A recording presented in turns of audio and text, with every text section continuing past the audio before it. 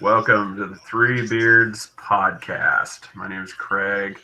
Austin, Chris is trying to get in right now, having some internet troubles, but we have our guest with us, Mr. Joe Wilk, MMA fighter. Man, how are you, sir? Doing good. Oh, is that him? Good. Do we get him? Yep, I think he's coming in. Yep, there he is. There's Chris. All right. There he is. All right. Well, welcome, Chris. So, sir, real quick, what's the name of the gym that you're running right there, sir? Yeah, I run a combative sports center in Manhattan, Kansas. So we're going on 15 years being open here. We have, for being in the middle of Kansas, people are really usually surprised. But we have 9 Brazilian Jiu-Jitsu black belts. We've had, put kids in the UFC and Bellator. All the classes are taught by black belts and professional fighters. We got a really good thing going here, man, and just growing like crazy. Just recently expanded to 17,000 square feet. So we got the room and the people, and we're out here just getting it. Wow. Yeah, I just seeing from behind you. I mean, you got a pretty large space to go there. Yeah. So, we, almost half of it is dedicated to it's like a weight room. It's dedicated to like strength and conditioning. I'm actually standing in it now. And so we have, awesome. I try to make everything under one roof for a fighter. When I was coming up, you trained jiu-jitsu at one gym, went across town to a kickboxing gym, went to like the health club to do your weightlifting, and went to your massage therapist. I have all of that here under one roof. So we really try to provide the opportunity for people to be able to do everything all here at Combat Sports Center.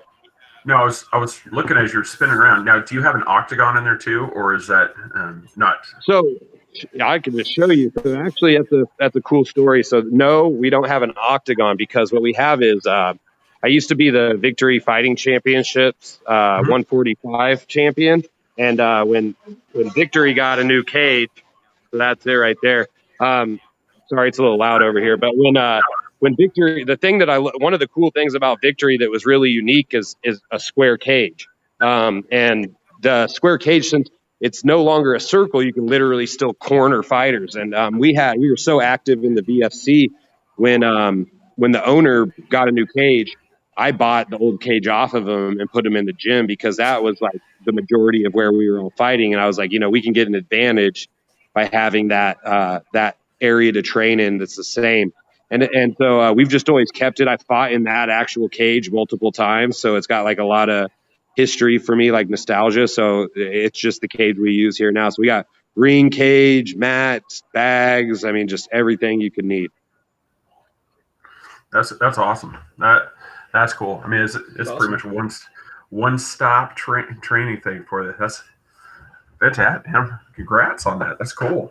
Thanks, man. Yeah, it's taken a long time. I used to do so many different things. I ended up in Manhattan to train soldiers out at Fort Riley. I'm a master trainer for the United States Army in combatives, which is their hand-to-hand system they use. And so I got brought in civilian contract to work out at Riley. And then this thing started as a club, like 15 years ago and almost 15 years ago. So it was just something like we had for all of us to train in the evenings and introduce people to it. And it literally since then has just like never stopped growing. We're in our 4th location now. We just keep outgrowing our old location. And instead of like stacking money, I've just constantly reinvested back into my own gym and try to provide like the best training that I can. And I think we finally have a home now. We're downtown. We're like right in the middle of downtown Manhattan. We're branded in this town. People know who we are. And so we're just moving like crazy. It sounds like you got a terrible problem on your hands. I can't stop growing. I'm really lucky, man. I'm blessed. I'm like one of those. That's crazy. We can't stop growing. We have to keep expanding. It's like, God, that's the problem that everybody wants to have. That's right. That's cool. No, it's good. I don't really ever anticipate being like wealthy, but I also don't work for anybody. I don't answer to anybody, I run the show here, so I do whatever the hell I want, whenever the hell I want. And that, for me, that's like, I put that above, like a Mercedes or whatever. So what's everybody's dream? So I can wake up when I want to, I can do when I, that's what people want. I mean, it's just, yeah, you gotta be careful, man. I got to the point It was really funny. I thought like I just wanted to do the least amount of shit as possible at one point. So it was probably like 5 years ago. I got to the point to the gym where I've trained guys that are black belts and pro fighters. They can teach.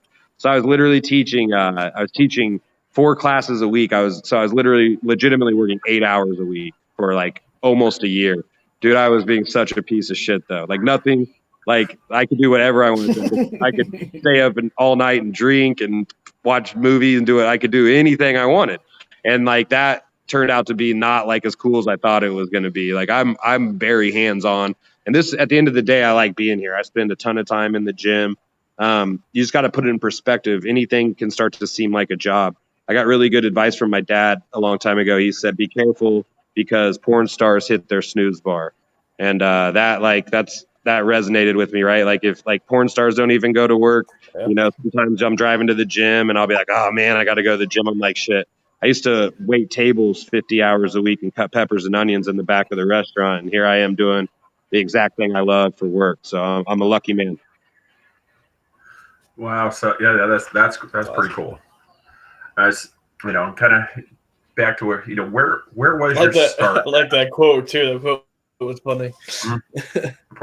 Porn stars hit the snooze bar. Yeah. Now, where'd you get your start at? Was it in Hutch or was it in another town? It was in Hutchinson. I got really lucky, man. I have a very cliche martial arts story. Like my life turned into like the shit movies that we all watched as kids. And it was just, I got incredibly lucky. I was always a basketball player. So I never wrestled, believe it or not, even though like I work my ass off on my wrestling to this day. And I think it's such an important part of fighting. But I grew up, my group of friends, we were all basketball players. And then, in high school, I was one of those typical kids, man. I started heading the wrong direction. And I was, partying. I thought I was like this, dope dealer. And I thought I was so cool and everything. And then my junior year of high school, we went to the beginning of basketball. And the coaches were like, what are you doing here? Like, you don't play basketball for us anymore. And I was like, what? Like, I didn't think anybody knew that I was like doing all this shit. And it turned out everybody knew. And so they kicked me off the team, cut me off the team. I walked out that day, and I had played basketball like every day of my life up to that point. And so I had the typical like Mountain Dew and McDonald's diet that you have when you're a kid, and like, little Debbie. So like literally I live with my mom, had the cupboards full, whatever the fuck I wanted. And I didn't realize that the only reason that I was staying fit was because I was playing my ass off basketball and, off season training and all that stuff. So once I lost that, and really like we're talking about 99, 2000, we came a long way on our concepts just overall of nutrition. People didn't know shit yet back then. And I didn't even realize I was getting fat. And then all of a sudden, I was almost my 18th birthday. And the truth is, I started wondering why I wasn't getting pussy anymore. Like, I was like, what's going on? Like, we used to get chicks. And then I realized, like, it's like, dude, it's because you're fucking fat. And so, like, I was shorter than I am now. I was probably like 5'7", and I was like 210, 215, just all junk weight too. Yeah. And so I was like, and then I was also I was being a burnout, man. I was being a loser, I was like skipping school all the time, doing everything. I actually graduated early, which was their way of kicking me out of high school. Like, I had all this going on. And so I decided, like, all right, like I'm gonna run every day. That's what I'm gonna do. I'm gonna go run. I had myself on this plan to lose weight. First day running, legitimately the very first day I ran probably like half a mile, and had already stopped and was walking. And I just felt like shit. There's a little fitness gym over there by where my mom used to live. And that's where I was walking right by it. And there was a sign in the window, and the sign said New Martial Arts. Just a white piece of paper with that printed on it, like not a poster or anything. I was like, huh, I've always wanted to do karate. I love Bruce Lee, So like I walk in this place. And it was actually, my first gym was in a racquetball court. So I was above it looking down onto it. And I'm like, well, they're wearing karate uniforms, but they're wrestling. Like, what the hell is going on? I was like, oh, that's like that Gracie shit that I used to see in the UFC. We always used to watch all that. And then the instructor, he saw me up there. He's like, you come on down, like hang out, try it out. I tried out class that day. And then like I literally have never stopped. From then on, I just it was instant. It was fucking instant for me.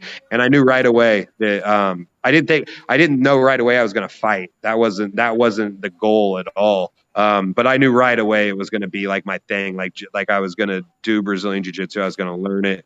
And I literally fucking never once even thought about like looking back or stopping. And I've been on it ever since. 20 years, March 1st.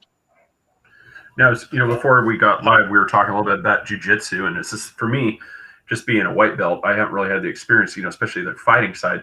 So, what is it like through all the training? You've got the gi to grab, you can do all the grabs. So, when you actually get into the cage, and now you no longer have that handhold. Yeah. So, how do you compensate for that? It's definitely different. Well, I train gi like 3 or 4 times a week. I still train mainly in the gi. I train in the gi more than anything else I do. I always have. I didn't abandon the gi just because I started fighting, but we also train no gi. So in no gi, you learn the grips are definitely different. You have to learn how to control underhooks, wrist control. It's a lot more scrambly. And if you for people who don't know what that is, it's kind of like when it's neutral and both guys are like just trying to control each other and it's very fast. That doesn't really happen in the gi because you're attached the whole time. That's definitely a difference. Just like getting punched and kicked was a difference, like I had to learn how to wrestle. When I first did jiu-jitsu, I used to pull guard. And then, and now like you do not pull guard at my gym. Like you have to learn how to take people down. Like if you want to fight and if you really want to defend yourself, the guard's there if you need it, but you should be able to close the distance with somebody and tackle them if you want to force a ground fight. So that was a big difference. But the truth is, man, the gi, is to be respected. It's to be trained if you want to be as proficient as possible in jiu-jitsu. And that's because you take the new kid that's 215. There's a power lifter and a linebacker in high school, stronger than shit, right? And you throw him in a no-gi class. So someone's using jiu-jitsu, like trying to hold him down, and he'll learn to cheat. He'll learn to be explosive, to use his gifts and not his technique. Now you put that same fucker in a gi, and he's got to learn how to do the moves like everybody else. He's got to learn how to do it correctly. You learn how to do it correctly like that. You learn how to do it by the numbers. You follow the recipe. But then what happens is that same guy, he goes, oh yeah, I forgot. Like now I know all this and I'm explosive and I'm athletic. And then he becomes a killer. But the backwards way doesn't work. Being like the explosive athletic guy and then, but that's your base. It doesn't work. You learn on the fundamental. I teach the same. I teach every single person, everyone that's ever walked through my door. I teach them the exact same way, and my fundamentals are based off Brazilian Jiu-Jitsu. I think it's the most effective self-defense and martial art in the world by a mile. Nice. Yeah, that was where I trained. I'm a green belt in. It was a combination MMA, Muay Thai, Kempo. It was just and Jiu-Jitsu was all mixed in, kind of so it was pretty cool. I really enjoyed it. I said I got to start taking about 3 months of jiu-jitsu, and that's what I said. I was just the progress. So I'm trying to find something here in Central Florida because I want to, get into it. Again. Sure. So that's what's great about nowadays, man, is that that jiu-jitsu is everywhere. I give speeches at the gym to people we got 9 Brazilian jiu-jitsu black belts in a little town in Kansas here. When I first started jiu-jitsu, so when I was like 18, 19. I used to travel to Kansas City. There was obviously a bigger group of guys there that trained. So I'd travel from Hutch to Kansas City, and we used to all pool together money, and we'd fly in this guy from Renzo Gracie's gym in New York to do seminars like every other month. And he'd teach us a bunch of stuff, and then we'd like use that to drill and to make ourselves better. That fucker was a purple belt at the time. So that's like how far jiu-jitsu has come in 13 years since then or 15 years since then, is that we were flying in purple belts from New York City and paying him like a bunch of money, and now I've got 9 black belts at one gym here in Kansas. So it's come a long way, man. And I don't see it slowing down. I think it's just going to keep going, man. And it's once people are in it, you're in it. And jiu-jitsu also the rolling, the hard training, you're able to train hard every night as opposed to like boxing or something. And that creates a lot of camaraderie. So a lot of gyms have our gym is very tribal. If one of the kids has a birthday party, people from the gym are there. We did a giant Thanksgiving here at my gym, turkeys and hams, and everybody brought shit. And we had over 100 people running around in here, Oh, wow. spending like family time together. And I think that's something that's unique to jiu-jitsu too, because you're sitting on each other's heads and sweating each other's mouths. You're going to get close really quick. So yeah, I mean, you literally are in the trenches together. I mean, it's just you're there. I mean, that was one thing I really liked. I mean, it was kind of every day. Even the guys that would come in that were the instructors, it's like they would, even then they're like, I learn stuff every day. There's nothing, I don't come in. Yeah. I don't come in and say, I know this, I'm like, no, every day I expect to learn something new. And I'm like, that's pretty cool. I like that. Right. No, 100%.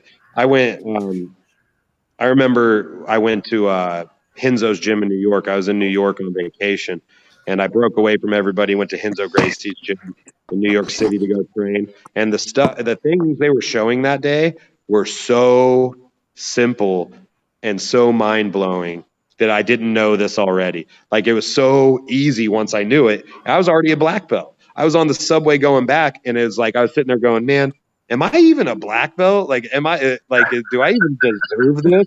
Like, what in the fuck? And then but what you end up finding out is like legitimately everybody feels that way and has those moments, and also jiu-jitsu, it's the new stuff is coming out every day, people are inventing techniques and situations every day.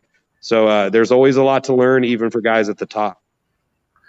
That's cool. That question for Matt just posted it up there. Are you still active, seeking out fights, or are you kind of semi-retired right now because of the business? So no, I mean, the short answer is I'm fucking fighting. And here's what happened. I was gonna retire. Okay. This is a longer answer than you were probably anticipating, but I just want to explain it because I think like my story can help other people too.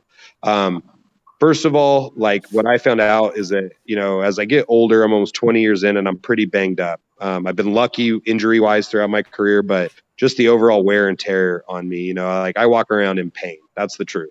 I've been doing this full time, like I said, 50-ish fights, so like 50 fight camps, training every day, strength and conditioning. Like I'm beat up. And so I was like, man, it'd probably be really good for me physically, right, to like not keep doing this to myself. And I think, that I should retire, focus on business, everything like that. Well, here's the problem is once I lost the life accountability of the next fight, okay, the same type of people it takes to fight typically from my experience we're all kind of shitheads. I mean, like I consider myself a good person, but I don't have all my shit together. I wouldn't be a professional fighter. You know what I mean? Like, and so once since I was 24, 25-ish, I'd get done with a fight and I'd have, week 2, 3, maybe a month to fuck off, to party, to do whatever. But then the next phone call came and I'm right back on this 8 to 10 weeks or whatever of training all the time, living clean, everything like that. So once I lost that accountability, I didn't realize that, like, I think for someone like me, it's actually healthier for me to get in fist fights. I just take better care of my body. I have something to look forward to. I'm never bored. And when I'm bored, I'll go find trouble. And so like for me, just having that like anticipation of that next fight to look forward to, for sure, is something I think is something that keeps me safer. So believe it or not, like I'm sure my mom, she watches all my shit. So Mom, it's actually safer for me to fight. Quit bitching at me. But the other thing that happened, man, straight up, is that it's really hard for me to say no to get paid to fight. I fight. That's what I do. I've done it so much. And so like, I legitimately, when I retired like probably like a year or two ago, and I meant it. I didn't think I'd ever be one of the guys that just came back. But the very next phone call I got, right? Like I was just like, how much? Like to do something I do Tuesday and every Tuesday, Thursday, and Saturday in my gym anyway, and it's also what I love to do. So I have a rule now. I'll give them to you. This is what I'm going to live by. If the pay is so good I can't turn it down, I'm going to take it. If it's at some cool destination or a cool show that I've always wanted to fight for, I'm going to take it. And if I feel my dick move in my pants at all, I'm gonna take it. So, There you go. when I got this last call, this was about the first bare knuckle fights in Kansas, and I was like, dude, that's fucking me. Yes, I'm gonna do it in a heartbeat. To be a part of like fighting history in the state. I represent Kansas. I always have. I rep my state hard, and so I've done a lot of firsts in Kansas. Hey, you offer me to be on the first bare knuckle show in Kansas, it's like I did the same thing I always do. I said yes before we talked about money, which isn't a great negotiating tactic. But I was like, yeah, let's go. It is for them. Win, where, who? Let's get it. Yeah. Oh, man, that's awesome. Good evening, sir. Yeah, I'm a little late due to internet issues. I got a couple questions. I got one question for you. What was your favorite promotion fighting under? I noticed you fought under Bellator and a couple, just to name a few. What was your favorite promotion as a fight? Whoa, man. Let's see. That I'm going to give you two, and then I'll explain. My favorite, when it all just comes down to it, is Victory Fighting Championship, based out of Omaha, Nebraska. They have a ton of history. Omaha, they had the UFC 3 champion is from Omaha, and so they started fights like way before everybody, and over in Iowa too. So that was like a really good community. They have an educated crowd. It was tough fuckers. If you went through the list of people that have fought in the UFC and Bellator that fought in Victory, you'd have your mind blown. I was trying to pick fights with tough guys. That's what I wanted to do. I'd play like kind of heel. I'd pick fights with guys out of town. I'd show up and play bad guy. I made good money doing it, and to be honest, it was mostly an act, but it made it easy for me to get fights. So I loved Victory. I loved everything about it. The square cage we talked about earlier before you were on, that square cage, it forces action and forces fights. So I went there, I won the title. I'm actually wearing one of the old hoodies right now. So yeah, I ended up becoming a commentator for them. I knew the owner really well. All of that being said, Victory is one of them, but I also love Titan Fighting Championship. So Titan is still around. But it was televised. So I was like, I grew up on pro wrestling, and I'm just like, I'm a whore for a camera. Like that. So when I got the opportunity to fight on television, I was like, I got to jump on that. So I had a few fights for them that were televised. At the time it was HD net, and now it's something else. I don't even remember. I can't keep all the damn channels straight. Whichever one Mark Cuban owns, but I got to be on television and kind of brand myself and get my name out there. So those two are definitely my favorite. Did you ever do the Fury entrance on the throne? What's that? Did you ever do the entrance like Fury come in on the throne? Yeah, dude, I'll tell you this. Like, here's the thing that I've seen too many people do that. I saw Prince Nassim Ahmed do that in like the 90s. I do everything I do is original. And, like I was telling you guys, it's not a secret anymore that, I play a character. I did that to further my career, like this whole Joe the Nose thing, trash talking and rapping and dancing. And, that came from me. That is, obviously that came from me and it's part of me, but it's not who I walk around like every day by any means, I'm more of like a motivational speaker at my gym. I don't ever talk trash and stuff, but I was trying to make a career out of fighting. I was picking fights, and the best way to do it. And you want to sell tickets? Nothing sells tickets like shit talking. And so I just got really good at that and tried to promote myself through all that. Is that where Signing the Canvas came from? Yeah, I have a lot of little stuff that was original. I've never seen anybody do that, but I used to think what did the great artists do? Like, I'm an artist, and the great artists always sign their masterpieces, So whenever I'd finish somebody, I'd go over and do my autograph on the mat. I've seen a few people do it since, but imitation is the best form of flattery, so it's all good. But I have a lot of little stuff that I do, which I attribute all that to just growing up on really good pro wrestling when I was a kid. So, yeah, Chris, you had a question? Yeah, I had wrote down Titan because one of my buddies told me to ask you about Titan. We got a dude named have you ever heard of Martin Smash Brown? Martin Smash, is he on there currently? Yeah, he's currently fighting. But I haven't really. I'm no expert at this, but I'm looking at your weight class versus his weight class. You're only like 9 pounds off, 6 pounds off. Your last weigh-in was 149. Correct? You weighed in at 149 on your last bout, and you're like 6 pounds off of his weight, an inch shorter than him. And would you be interested in maybe work that one out? Yes. Dude, like I told you, especially if it's on Titan. Titan's still a pretty good show. It's under new ownership. They moved out to Florida. It used to be based out of Kansas City. But I'm not selective about my fights. Again, if it's exciting, I'll do it. And if it's going to supplement my income, I have a really another good rule that I think young fighters should follow. I'm talking about money and fighting for money, but I wanted to be clear that I don't save a penny of that money. What I typically do is I spend fight money like I found it laying on the ground. And the reason I do that is because I don't ever want to be one of those guys that's stuck having to fight for money.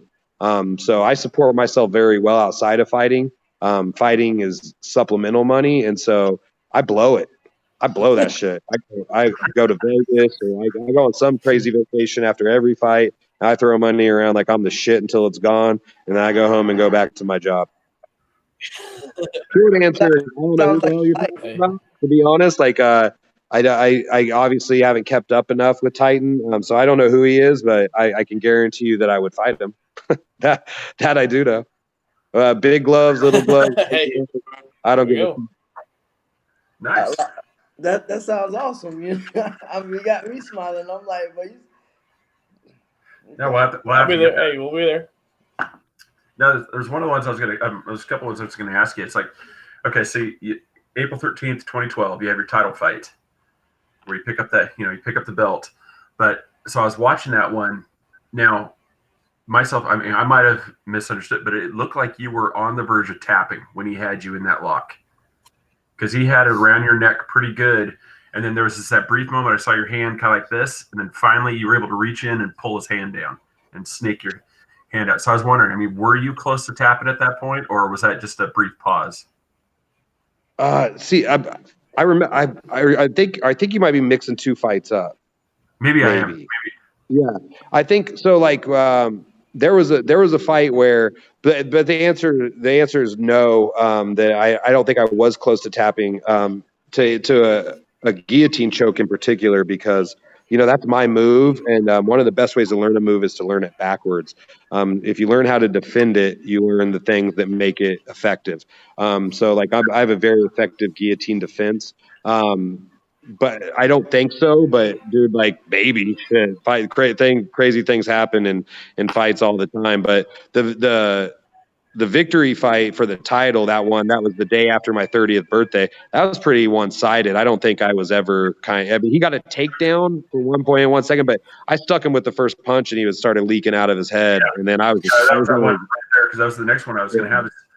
Just how hard was it to grapple him at that point? Because I mean, instantly, it's like his shoulders were, just slick.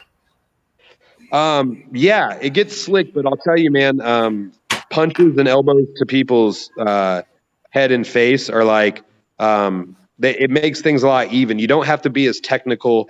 Like, for example, you do jiu-jitsu. You don't have to technically pass the guard because you can just punch a fucker's face until he moves in the wrong way to give you the position you want, right? So Yeah. it doesn't have to be as technical. In that fight, honest to God, that was a rematch. We fought the first time just under 5 rounds. I lost that fight, and but they had a really good game plan. I didn't have a scratch on me. I lose that fight, and then I knew once I worked my way back up, literally, I knew I was going to win that fight. I knew I was going to win that fight, and so I came out, stuck him with the first punch. He started bleeding, and he just looked shook. He looked shook during the weigh-ins. He looked shook during the fight, and I just knew I fucking had his ass. And so once I was on him, I just stayed on him, and we took that belt and got the fuck out. When you strike fear early, it makes it a lot easier, don't it? When you're already intimidated to your opponent before you touch the mat, it makes it a lot easier. Bro, I've been on the other side of it. I'm not I'm not one of those, like, I do not hide behind my ego. I'm not like, I talk 100% real. I've been on the other side, man. I've been the motherfucker that gets stuck. I was like, oh shit. And like, if you have an internal voice, right? Like you learn this through, everybody has it, but through fighting, man, you'll really learn. If you catch yourself saying, oh shit, to yourself in your head, things are not going good, and you need to fucking turn it around quick. You know, that little inner bitch man will try to talk to you a bunch when you're fighting. So like you're better off like being a shit talker in your head. Like I'll be in a fight and I'll be like, yeah, what's up now, bitch? Yeah, and I'm like, am I saying this or is this just in my head? Like I got that inner voice going. I might have the dates a little bit wrong. It's like I think it was the late '90s, maybe early 2000s, when Muay Thai really started influencing with the kicks. So going to McGregor Cerrone. Yeah. That was one of the first times that shoulder check into the face. And then it was the very next UFC I was watching, and I saw a guy, they were grapple, and he did that. And I'm like, so do you think that's going to be the new thing that's introduced into the everyday fights, that people are going to start doing that shoulder check? It's funny, man. It's not new at all is the funny thing. Like that's been going around. People have been shoulder bumping for over 10 years. I was doing it in fights as an amateur, and I've been a pro for years and years and years. So I think that people got reminded is what I think happened. Okay, I think the main thing that happened is people go, oh yeah, oh shit. And the thing is, man, when you're in really good shape too, like the shoulder and the collarbone, that's all very bony, so like you see it a lot. That was very in the open mat. You see that a lot when people have someone pinned against the cage. They'll come in and bop, bop, give them little shoulder strikes. And yeah, they suck, but dude, we were just talking about this. This is by no means talking shit at all. Like I would never talk shit to Cowboy Cerrone. I have so much respect for him. I've met the guy, super cool, super humble, and a fucking G in our game. But I again, like we were talking about earlier, I felt like he was a little overwhelmed by the moment for that one. I think he could. I think that under different circumstances, I think he could have given a better fight. But man, fighting's crazy on any given night. I've had nights where I shit you not, I've had nights where I step in the cage and they could have put anybody in there and I was going to win, and I knew it. I've had nights where I just had that bulletproof fucking invincibility running through my veins, and I've had nights when I've been sitting in the cage right before a fight starts and I go, my mom's still going to love me if I get my ass whipped. My girl might leave, but my mom will still love me, and like fucking, that's kind of how it works sometimes. Oh my God, yeah, that's crazy. Oh yeah, I was like, it's like, congrats. I mean, was that the only time that you had a belt? Was that one, or did you have it another time? It was hard. The bios, like online, they never described titles. They just showed you just that one that I saw. Oh, yeah. That answers your question, right? That answers the question. Because it was one of those, until Matt had mentioned you, I really hadn't heard of it. So I looked at it, and like I said, that's the proof right there. It's like, I don't even have to say a word. I'm just going to show the camera to you. I mean, again, I don't bullshit. Those aren't all mine. So like, I started that trend of hanging belts at the gym, and then the other guy, like the guys coming up from the gym, they wanted to do it too. So I think overall, I've won 10 title belts in mixed martial arts overall, either 9 or 10. I've been hitting the head a lot, and it's been over a lot of years, so I don't know exactly, but well, congrats. That's cool. Thank you. We had a question. Not sure if it was already asked. Do you have any other fights in mind right now? You have any other destinations you want to go to? Yeah, so my one of my best friends, as the best man at his wedding, is David Caveman Rickles. He's famous from Bellator. He's a Bellator tournament champion, fought for the title twice. And he's on the bare knuckle card with me too. Well, he runs a show down in Wichita, Kansas. Really big show at a casino, really nice. I fought for him a couple times. So yeah, I think I might have a short turnaround. He was asking me about fighting in early May, fighting in mid-March. With the caveat being that bare knuckle, there is a strong chance of broken hands and facial lacerations. So if I can get through that without taking too much damage, then yeah, I think I might just jump right back on in May. I got a call about a fight in September. We'll see, man. Like, again, I'm not going to jump on anything that doesn't excite me at this point. I'm like, if it's exciting or a matchup, I really like, I had my first pro kickboxing fight like about a year ago. And I really enjoyed that. And this bare knuckle boxing thing, this new stuff's exciting to me, and if I got the right offer, the right matchup and stuff for MMA, I'd jump on that too.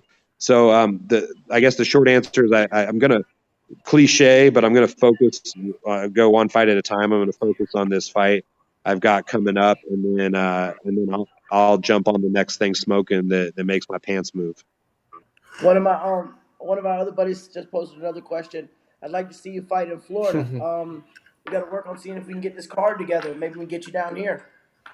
Yeah, no, I'd absolutely love it, man. You go ahead and you tell them Florida boys and tell Titan. I'm undefeated in Titan. I was supposed to be fighting for a title in Titan.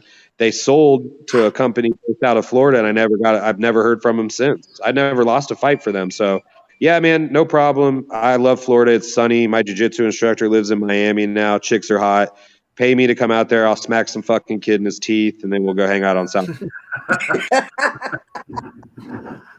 Yeah, there we go. That's awesome. That's cool. No, so I was gonna ask you just a couple more things. One, about that bare knuckle. Is that something that's already being promoted yet? So, I mean, is there a link that people can go to watch that? Because obviously that's Central Florida.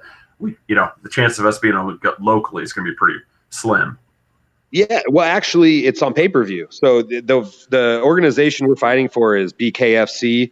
It's the big one. It's the one that Artem Lobov, who's Connor's partner, fought Paulie Malignaggi. They're getting up lots of big names. Hector Lombard, who's from Florida, just fought there. I think the last one was in Florida, if I'm not mistaken.